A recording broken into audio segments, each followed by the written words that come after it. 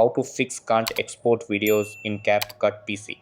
Hey guys, in this video, I will show you how to fix can't export videos in CapCut PC. Alright, so let's begin with the video. So there are a few reasons for that. The first one is because you haven't cleared out your cache in a very long time, and the second one is that you guys might not have enough space in your C drive. That may be causing that problem. So to fix it, what you guys can do is you simply click on the top right on settings of your CapCut. So over here, I will simply click on my settings over here. If I can find them over here, or click on the top left on settings, then click on settings once again. And from over here, click on delete over here in your cache. Now of course, you have to close your project first before you can delete this cache.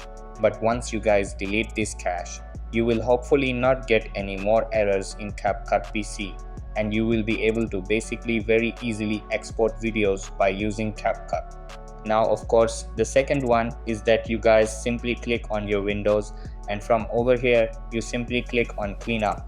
Now from over here, click on disk cleanup, and then after that just simply wait for a few more seconds. And from over here, just simply delete all the extra files that you guys might have, and that is going to fix up your problem. So that's basically how you can fix can't export videos in CapCut PC. So that's all for this video.